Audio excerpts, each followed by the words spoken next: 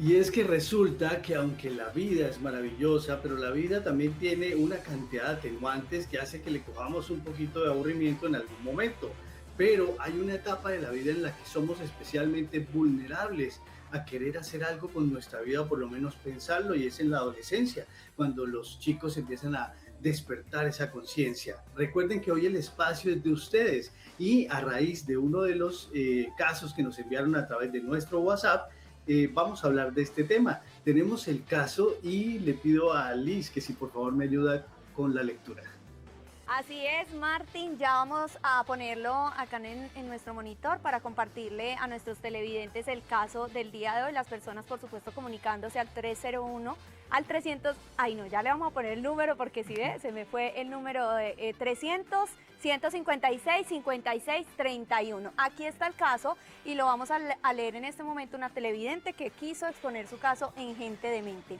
Un saludo y gracias por esta sección. Le escribo porque me he estado preocupando mucho por el tema del suicidio de los hijos. Yo tengo una hija adolescente y cada vez está más callada y agresiva con nosotros. Se sienta largas horas en el balcón y me da mucho miedo que piense en tirarse. ¿Qué debo hacer? Ahí está Martín Carrillo, nuestra televidente que está muy preocupada. Yo creo que esta es la preocupación de muchos padres, Martín. Sí, y bueno, vamos a tratar de quitarles y aliviarles un poquito de esa preocupación, hablando de qué es lo que pasa con el pensamiento de suicidio de nuestros adolescentes. Cómo hablar de suicidio además con ellos, porque definitivamente hay que hablar, no hay que quedarse uno calladito, los papás asustados, el papá diciéndole a la mamá, mira que la niña está en esto y aquello, y sin dar un paso más adelante que el del miedo. El miedo hay que enfrentarlo y en este caso hay que tomar el toro por los cuernos. Medicina Legal en Colombia, el Instituto Nacional de Salud, dieron a conocer un reporte súper preocupante con respecto al suicidio, y es que entre el 2015 y el 2022 se cometieron entre más o menos 2.060 suicidios, y de esos 2.060 suicidios en niños, niñas y adolescentes, hubo 32.719 intentos de suicidio, lo cual nos tiene que alarmar y les doy la razón de que estén preocupados, pero vamos, la preocupación se controla es generando estrategias y cambiando nuestros comportamientos. Hay que conocer los factores de riesgo del suicidio en adolescentes, y es que en la mayoría de los casos donde el suicidio se concreta, generalmente hay de base una enfermedad o un trastorno mental. O sea, que no crean que un adolescente que no tiene un trastorno mental va a caer en el suicidio de una forma muy fácil. No, es el pequeño porcentaje de esos adolescentes que tienen algún tipo de predisposición y que además de ello las situaciones del contexto le atenúan o le empeoran esta situación, pueden terminar en el suicidio. Los factores de suicidio en adolescentes y las señales de alarma son importantes conocerlas para poder saber qué medidas son las que vamos a tomar con ellos. Ningún adolescente es inmune, partamos de ese hecho. Por lo tanto, no hay que menospreciar cuando nuestros adolescentes, nuestros jóvenes dicen o hacen referencia a la muerte. Algunos son más vulnerables que otros, y eso lo vamos a ir desglosando a continuación. ¿Qué hacen los adolescentes o qué los hace más vulnerables al suicidio? Hay situaciones como, por ejemplo, algunos factores hereditarios o genéticos de algún tipo de trastorno mental. Algunos de ellos también dentro del círculo social y el contexto en el cual se desenvuelven han visto cómo otras personas solucionan los problemas a través del suicidio, y esto les ha generado un pensamiento y un patrón y un hábito de pensamiento que los puede llevar incluso al suicidio. Algunos chicos, hoy día sobre todo, los hemos enseñado a tolerar poco el estrés y el fracaso. Les estamos vendiendo una idea de éxito totalmente artificial y totalmente construida a partir del mercadeo y de las comunicaciones de algún tipo de compañía. Entonces debemos enseñarles a que el fracaso existe, a que la frustración se va a presentar, a que la vida está llena de incertidumbre. Grábense esa palabra. La incertidumbre nunca va a desaparecer a lo largo de todo el camino. Entonces ellos tienen que aprender a lidiar con aspectos como el rechazo cuando llegan al colegio, cuando cambian de institución, cuando cambian de grado, aspectos como el fracaso, aprender un aprendizaje que es súper importante en la vida de todos, y es aprender a decir no y aprender sobre todo a recibir el no. porque podemos decir no fácilmente, pero a veces no sabemos recibir el no de la persona, y ellos en esta etapa de la vida empiezan a querer comerse el mundo, sus primeras relaciones, casi siempre las primeras penas de amor, porque reciben un rechazo y tienen que aprender a lidiar con ello, las rupturas, las dificultades en la escuela y además la crisis que se vive en la familia, producto de un estado normal y natural, como lo decíamos el lunes, y es ese estado de efervescencia en el cual el niño empieza esa transición a ser adulto. Los factores de riesgo de un adolescente para suicidarse va de la mano con circunstancias como un trastorno psiquiátrico. A veces es que ellos tienen un trastorno el cual no se ha diagnosticado. Aspectos como la depresión, pero una depresión franca y una depresión de tipo médico, psiquiátrica. El trastorno de ansiedad son factores que los hacen más vulnerables. El trastorno bipolar, que tiene que ver con el estado del afecto, y aquellos chicos que son oposicionistas desafiantes, un trastorno que se transcurre en ellos en su etapa adolescente y en su etapa de niños, y si no se le da buen manejo, entonces puede terminar en algún tipo de conductas de este tipo.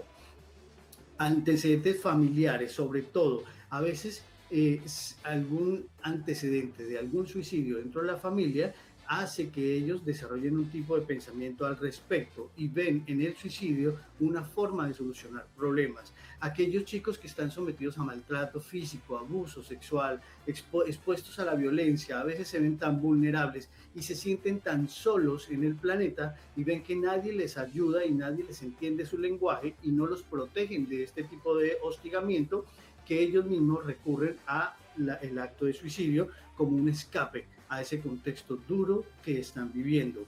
A veces el trastorno se genera por el consumo de sustancias. Entonces ellos en etapa temprana también, si no estamos muy cuidadosos con ellos, pueden empezar desde muy jóvenes a consumir sustancias, y estas sustancias le pueden producir diferentes estados de tipo emocional y de tipo neurológico que los pueden llevar a exponer, a ser más vulnerables a cometer un acto de suicidio. El acceso a los medios, como por ejemplo armas de fuego, medicamentos. Por lo tanto, miren que los papás les toca una tarea durísima, porque ellos tienen que tener todo bajo control, bajo regulación, en un buen sitio, tener contadas las pastillas que hay de tal medicamento, saber qué hay, dónde está guardado, bajo llave. Todas estas cosas, cuando tienen armas de fuego, cuando simplemente el cuchillo de la cocina, hay que saber dónde se ubica todo, para que ustedes sepan cuándo se movió algún objeto de estos dentro de su casa. A veces también la pérdida de amigos quienes se han suicidado hace que en estos grupos de adolescentes se generan algunas corrientes de pensamiento, y hay algo totalmente delictivo incluso, en donde se desarrollan grupos y los adolescentes desarrollan algún tipo de retos que involucran su vida, donde ellos se pueden quitar la vida. De hecho, ya lo hemos visto muchas veces en noticias. Problemas físicos de tipo médico, el complejo que tienen ellos con su estado físico, con sus problemas de salud, o el bullying que reciben, hace que ellos también puedan acceder a este tipo de opción para quitarse la vida. Hay muchas señales, pero bueno, yo quiero invitar a mis compañeras para no hacer esto tan monótono, y sé que hay muchas dudas y muchas inquietudes, sobre todo en quienes son madres y quienes desean ser madres, y sé que ustedes televidentes están también en sus casas. Escríbanos y podemos responder ahora dentro de la sección algunas de sus inquietudes. Pero tú, Liz, bueno, ¿qué preocupación te ronda cuando piensas en eso, tú que tienes 2 hijos, y me pongo en tus zapatos? Todas las preocupaciones del mundo, Martín. Yo creo que uno como mamá, y más con esta generación llamada de cristal, ¿cierto? Porque uno creció y a uno le tocaban cosas duras y uno seguía ahí en la lucha, en la pelea, uno le pegaban, a uno la mamá el papá era duro con uno. En cambio, estos niños de ahora, pues son niños que se les dice algo y se ponen sensibles, son niños callados, son niños que mantienen pegados a las redes sociales, que mantienen pegados a un celular, a los videojuegos. Hay videojuegos que incluso yo con mis niños, Martín, que también yo creo que tienen mucha influencia con el tema del suicidio, porque son juegos muy agresivos, juegos donde matan, bueno. Entonces voy a una pregunta concreta, Martín, y es muy relacionada con lo que escribió la televidente. porque uno con los niños, y más en edades tan tempranas, pues uno a veces les ve cosas y uno dice, ¿será que tiene algún problema? Entonces, como hablar muy concretamente, Martín, de esas señales en las que uno debe estar muy alerta como papá o como mamá, porque hay silencios, pero también hay niños que son muy comunicativos, muy expresivos, pero también se pueden guardar cosas. Entonces, ¿cómo uno como papá puede identificar esas señales en las que mi hijo puede estar pasando por una depresión, sea en el colegio o sea en mi hogar? Las señales es súper importante, pero las señales yo las puedo detectar en la medida que me haya convertido en un padre o una madre muy observador. A veces pasa y encuentra uno en la consulta que los padres a veces se han desentendido, que le han delegado la tarea al celular de cuidar a sus hijos o la tarea al colegio o a otro tipo de instituciones y no se dan cuenta de detalles mínimos, como por ejemplo, ve mi hijo y ahí van las señales, cambia sus hábitos de comer. Entonces ya no se come, llegaba con ganas y se comía y le preparan lo que le gusta y no se lo come, sino que dice, no, sabes que no tengo apetito. Y la mamá o el papá le dicen, ah, bueno, listo, mi amor, ven, no comas hoy, tranquilo. Y esto se empieza a tornar repetitivo, empieza a dejar de comer, empieza a despreciar, por ejemplo, objetos. Entonces los papás tienen que saber que ellos valoraban antes, no sé, el Nintendo, yo no sé qué, y de un momento a otro terminan regalándoselo a una persona sin más ni más. Empiezan como a regalar sus cosas y eso lo hace una persona cuando está deprimida. Empieza a creer que no merece todo lo que tiene, debe entregárselo a los demás y eso le hace sentir valor. Es una señal súper importante. El aislamiento. Cuando estos chicos empiezan a aislarse, como lo hace la niña de la consulta, que va al balcón, que se sienta, que mira a lo lejos, que queda aislada y no habla con nadie y ahí nadie sabe si está leyendo, si está esto, si está mirando a lo lejos o qué está pasando por esa cabecita. Entonces, ese tipo de señales hay que estar muy cuidadoso. Cuando ellos empiezan a sentir miedo para ir al colegio, miedo para ir al juego o al partido de fútbol, o sentir miedo y empiezan a dejar esas actividades, alerta, pilas, todos los sentidos, porque algo le tiene que estar generando algún tipo de rechazo. Puede haber bullying, pueden estar expuestos a un tipo de maltrato. Cuando ellos no quieren ir a la casa de la abuela porque ya está, no, ya no quiere ir, antes le gustaba ir y ahora no le gusta ir. Y resulta que es que ahora hay otra persona nueva en la casa de la abuela que puede estar abusando de este chico. Entonces hay que darse cuenta, ser muy agudo, ser muy inspector gadget y darse cuenta de cada una de esas señales que ellos van desarrollando y cómo cambian en sus hábitos. Cuando ocurre eso, Liz y televidentes, cuando vean que hay cambios, no tengan miedo, por favor, de una le dicen al chico, ¿has pensado en muerte? ¿Qué es lo que estás pensando? Hablemos de este tema, mi amor, ven para acá, sentémonos. Se ha comprobado, y lo dice la Sociedad de Psiquiatría, lo dice la Sociedad de Psicología, que sí, hay que ser directos. ¿Qué es lo que pasa cuando uno es directo? Que uno enseguida, ellos sienten una alerta. Ellos creen que algo que estaba siendo planeado, que estaba siendo secreto, ya se conoció. Entonces genera otro hábito de pensamiento y cambia su comportamiento. Entonces ellos dicen, ah, mi papá ya se dio cuenta, mi mamá ya se dio cuenta de lo que estoy pensando y empiezan a cambiar el hábito del pensamiento. En ese momento no es solo decirles, oye, ¿estás pensando en esto? Sino, pero si encuentra a la niña del balcón, a la televidente yo le digo, acércate, mi amor, ¿qué estás pensando? ¿Por qué estás aislada? Ven, hablemos de esto. ¿Tienes algún problema? ¿Has pensado, lo hace uno en consulta, has pensado en muerte alguna vez? Es la primera consulta que le hacemos a nuestros pacientes. ¿Has pensado en muerte? Y ellos de una vez nos van a decir qué está pasando por ahí y le cambiamos su patrón. Entonces, son señales a las cuales hay que estar alerta, pero de una hay que romper el patrón. No nos quedemos sospechando ni confabulando aparte con el papá o con la mamá a ver qué vamos a hacer, sino que tomen acción inmediata, porque en ese tiempo, mientras toman la decisión, el chico que tiene la idea y lo va a concretar, lo hace. ¿Ves? Mile, ¿tú qué opinas con respecto a este tema? Martín, yo sí te quería consultar específicamente, digamos que nosotros como sociedad somos buenísimos juzgando, entonces, y sobre todo las generaciones de papás y abuelos que, lo decía Lisa ahorita, de pronto nosotros tuvimos un espacio diferente en donde vivimos un montón de cosas y teníamos que soportar o éramos más fuertes o estábamos educados de manera diferente para procesar mejor la información y los niños y jóvenes de hoy en día no. Entonces, el decir con los niños, en los jóvenes es un poquito más entendible, procesable o aceptable.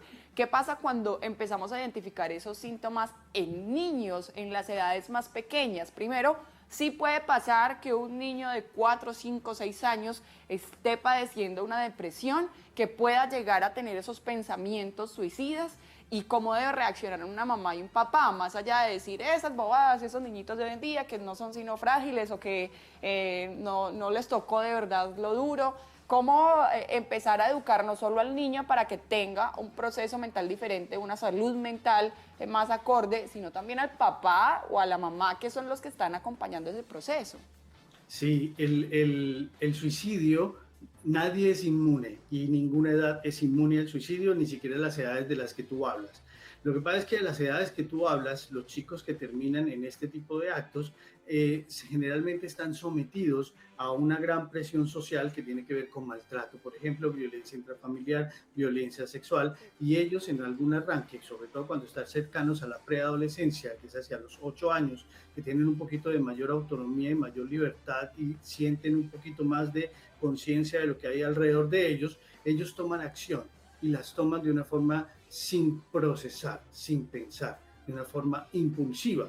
Entonces, ¿qué es lo que debemos hacer? Lo que tiene que empezar el gobierno nacional y de ahí para allá todos los núcleos familiares, o al revés, el núcleo familiar hasta el gobierno nacional. Y es que a los niños hay que verlos como un ser muy vulnerable y hay que estar encima todo el tiempo. No tiene que ser simplemente alguien que completa una familia por querer tener hijos, sino que es una responsabilidad tan grande que hay que estar con los 4, con los 6 ojos encima para ver cómo se van desarrollando. A los niños hay que saberlos educar. Entonces, ¿qué han hecho los papás hoy día que es diferente a lo que tú hablas de la generación anterior? Entonces, los chicos que se hablan hoy de cristal han desarrollado muy poca tolerancia al fracaso porque todo está masticado.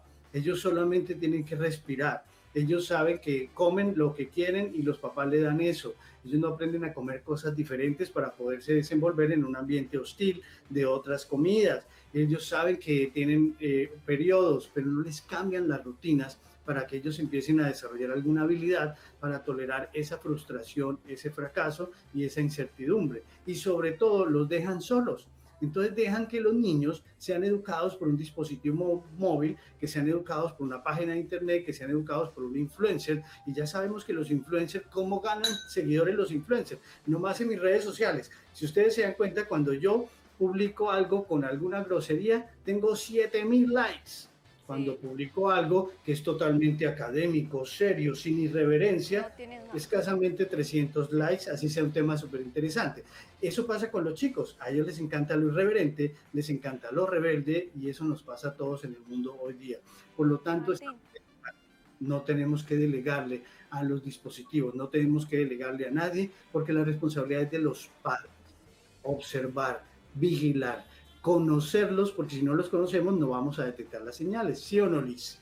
Sí, me parece importante estar siempre alerta a todas las acciones de nuestros niños y de lo que están haciendo. Martín, pregunta, ¿cómo como padres, porque sabemos que los niños de ahora son muy inteligentes, mis niños son, mejor dicho, muy avispados, son súper inteligentes, muy manipuladores, entonces, ¿cómo entender uno como papá, como mamá, que eso que está pasando de pronto no lo están haciendo como manipulación para que mi mamá haga o para que mi mamá cambie? O sea, porque a veces también vemos que esa depresión o ese niño que de pronto coge ese tema del suicidio como para manipular a sus papás. ¿Cómo identificar eso también? Tocaste algo que me faltaba por decir, y es que así sepamos que nuestros hijos son manipuladores, que tal, que todo eso, bueno, todo eso que ya acabas de decir, así lo sepamos. En el momento en que un niño salga de su boca o salga de un dibujo o algo así, la idea de muerte, no hay que menospreciarle. Hay que pensar que tiene razón, que lo va a hacer, así sea el gran manipulador del mundo, porque por confiarnos de que es el manipulador, después terminamos no tomando alguna acción que hubiera prevenido algún suicidio. Entonces hay que tomarse en serio al niño bravo, al niño molesto, al niño manipulador, al niño buena gente, al niño callado, a todos hay que tomárselos en serio y no hay que asumir o hacer juicios de valor con respecto al tema. Una vez se enuncie la palabra suicidio, una vez encuentres un dibujo donde ves a alguien que se está ahorcando, tú piensas que tu hijo tal vez está pensando en muerte y que la forma de prevenirlo es: ven para acá, ¿por qué estás pensando en muerte? ¿Por qué estás dibujando acerca de la muerte?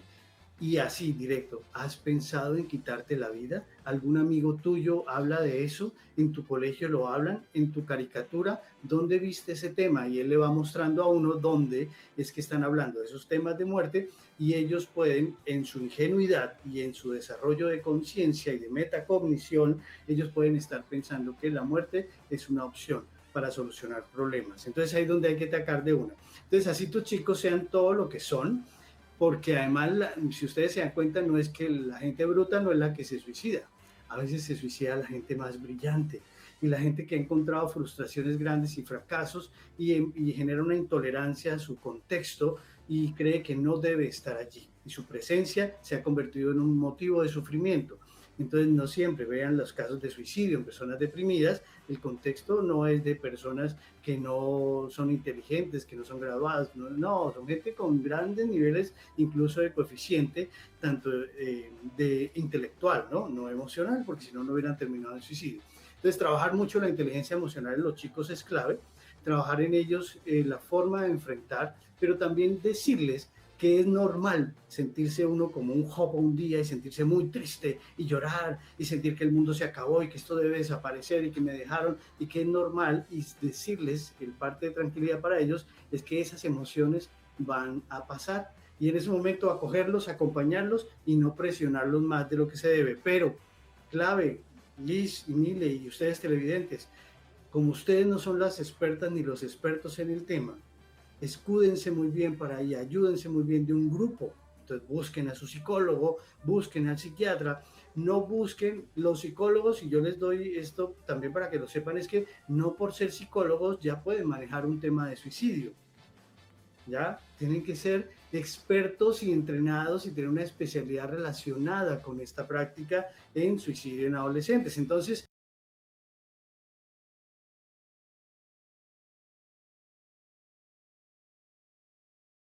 formación en el campo clínico y ellos son los que pueden y deben tener experticia en trabajo en suicidio.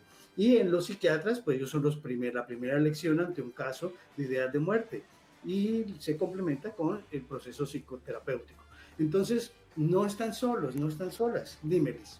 Tengo otra pregunta, no sé si Mile tenga más, pero Sí. es que me parece muy interesante el tema y es, como papás también tenemos que enseñarle a nuestros hijos a aferrarse a la vida. Lo digo porque yo constantemente lo hago, le digo, la vida es muy hermosa, mira, eres afortunado. Entonces como ese enseñarles que se tienen que aferrar a la vida, que están acá por un propósito, que tienen que cumplir con las metas, que el colegio, que los amiguitos. Eso es bueno también manejarlo, porque una vez Mati, por ejemplo, me dijo que si yo me llegara a morir, que él se moría y que él decidiría terminar con su vida. Entonces desde ahí me empecé a preocupar y yo dije, no, ven, si mamita se va, tú tienes una vida por vivir, tienes que seguir en este plano, tienes que hacer muchas cosas, tienes que construir un futuro. Entonces eso es bueno que nosotros como papás también le enseñemos a nuestros hijos a aferrarse a la vida. Sí, la vida es una palabra clave y hay que aprender a vivir, hay que enseñarles a vivir, pero también hay que enseñarles que la muerte hace parte de la vida. Aferrarse es una palabra que le dice a uno como que hay que amarrarse a la vida, y esta persona a la cual le enseñamos a aferrarse a la vida de una forma no funcional o no adaptativa puede terminar es obsesionándose con ella y dejando de lado la muerte. Entonces a ellos hay que enseñarle todo. Por ejemplo, cuando un niño, la mejor forma de enseñarle acerca de la muerte es cuando se comienzan a morir los abuelitos, los familiares y esto. Entonces uno va con ellos a las funerarias o a los rituales y ese es el momento perfecto para hablarles acerca de la muerte, para hablarles de lo finitos que somos como seres humanos y de lo finita que es la vida. Y que tan finita es la vida que por eso es que tenemos que tratar de aprovecharla. Recuerden que lo que les decía al principio del estudio del Instituto Nacional de Salud, y es que la gente que se suicida en general, ese es un parte de tranquilidad, tienes un trastorno mental previo que lo lleva a ello, ¿verdad? No, la gente que se suicida no es generalmente por el contexto solamente, sino porque tiene algo de base. Entonces ahí es importante desde pequeñitos esas consultas psiquiátricas, psicológicas, y conocer cómo es su patrón de pensamiento, sus rasgos de personalidad y detectar algún tipo de trastorno de una forma temprana para prevenir, ¿no? Entonces es importante eso, y enseñarles sobre todo la frustración. Hay una televidente que nos ha escrito y quiero que le demos paso entonces a su inquietud.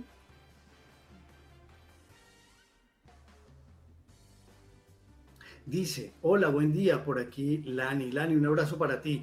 ¿Hay alguna línea telefónica para comunicarse en caso de requerir herramientas para sobrellevar estos procesos mentales?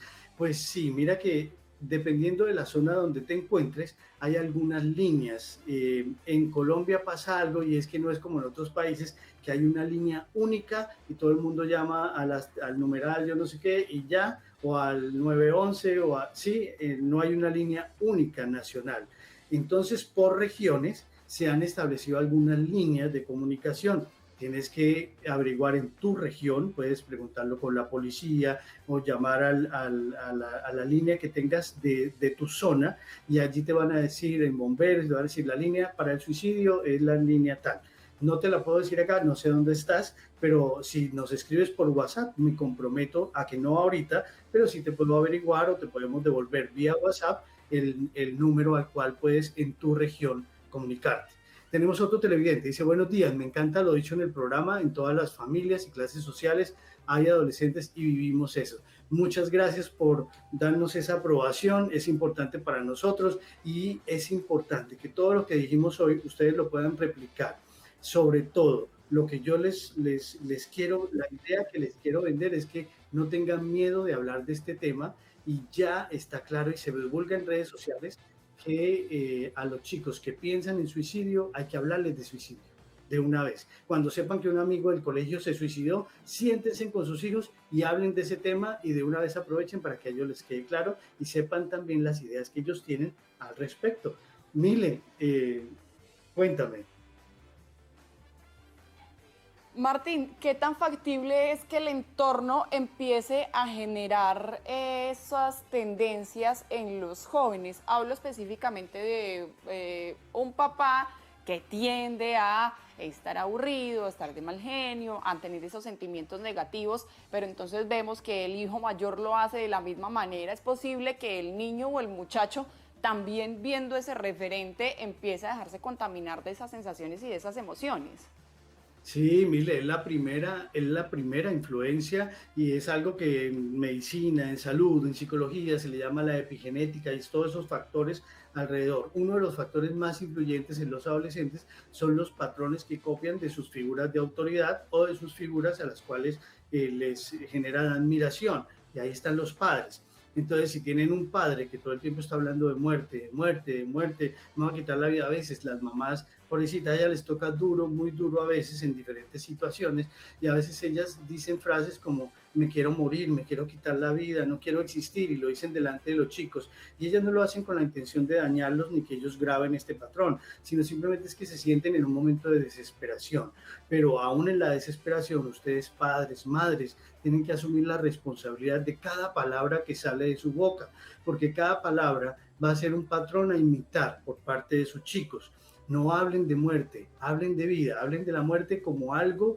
Yo siempre les digo, hablar de la muerte en la vida de todos es como el día que nos vamos a graduar de vida. Nadie se la merece hasta que no haya vivido. Antes de eso, todo es un aborto, se abortó misión. Pero, Dime, Liz. Martín, relacionado con lo que acaba de preguntar Mile y la respuesta, entonces como papás uno siempre quiere mostrarle a sus hijos la felicidad, la alegría, que estamos contentos, que nos gusta vivir, como tú lo estás diciendo, que seamos como ese ejemplo al seguir para nuestros hijos. Pero tú nos has explicado también que es importante que expresemos nuestras emociones.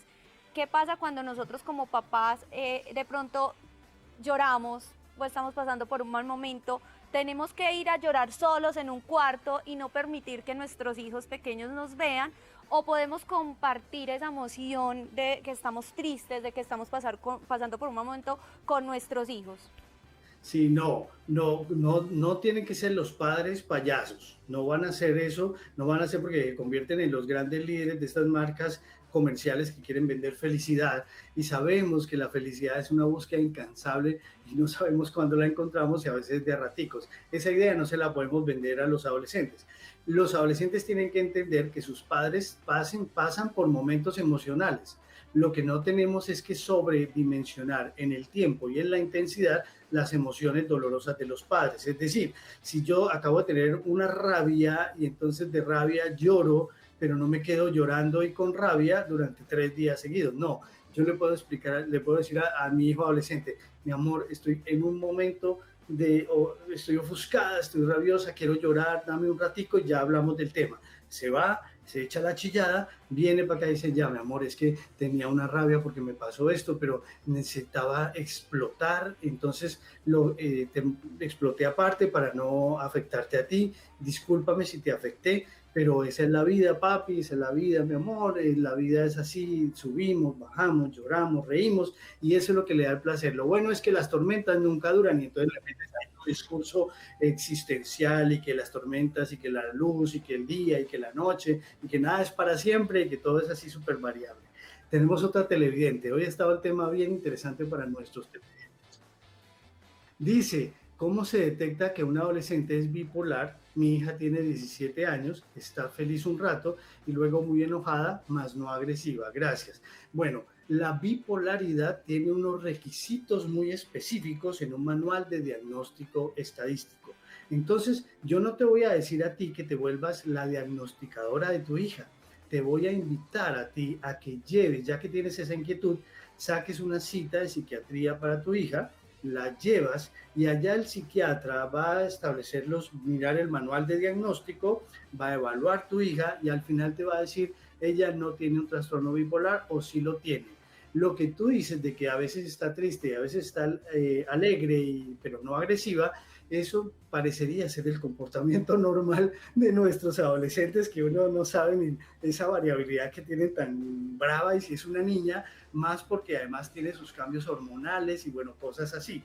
Entonces yo te invito a que lleves a tu hija a una cita de psiquiatría para que le revisen su tema afectivo y determinen si es que tiene un trastorno bipolar. A veces, si en la familia hay personas con trastorno bipolar, este es uno de los trastornos que tiene gran predisposición de tipo hereditario.